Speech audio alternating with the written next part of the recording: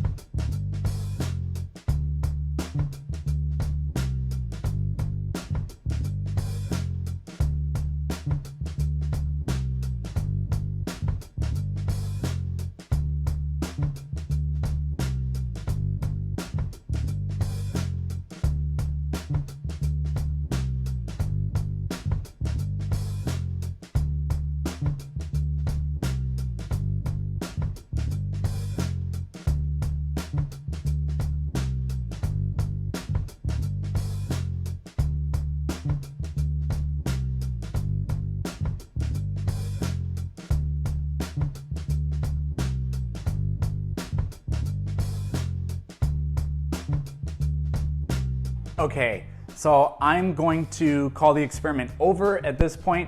So what I did was I rearranged these from most amount of gas to least amount of gas. And some of these are eyeballs, but if it's too close to call, we're just gonna call it a tie. So the balloon that inflated with the most gas was actually the apple juice. So that had 20 grams of natural sugars thoroughly dissolved within it, and that fermented the greatest amount of gas. And then the next the next three are basically a tie. So we have a really surprising thing here. The artificial sweetener, it looked a tiny bit to me when I was looking at the balloons that it was just maybe a fraction bigger than the two glucose, the table sugar. So this artificial sweetener, saccharin, is 0 calories. These two are the artificial sugars.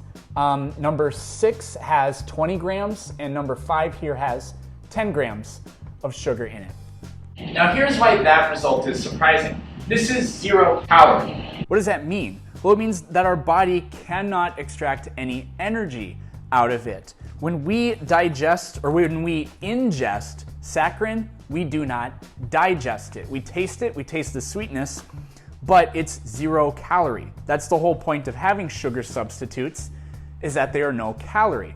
So I did not expect yeast to be able to digest it either. In fact, if we look towards the end here, the aspartame, the other artificial sweetener, which is in this stuff, absolutely no gas whatsoever was produced in those.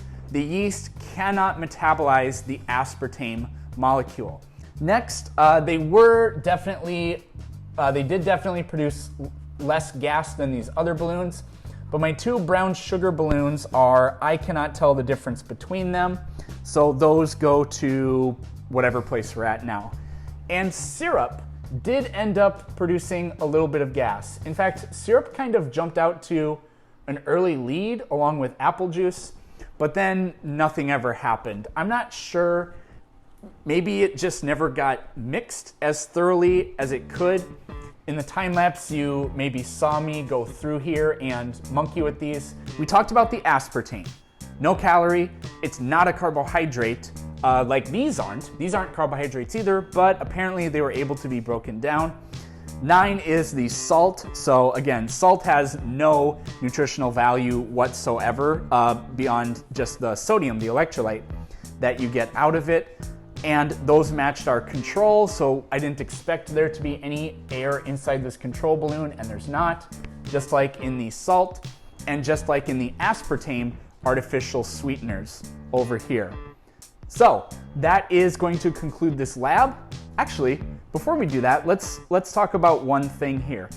It appears that the amount of carbohydrate does not have an effect on the amount of gas produced, which is very surprising. These are the two glucose table sugar balloons, and I cannot tell the difference between them in size. Now, one of them has twice as many glucose molecules, therefore it should produce twice as many pyruvic acid molecules, therefore it should produce twice as much gas.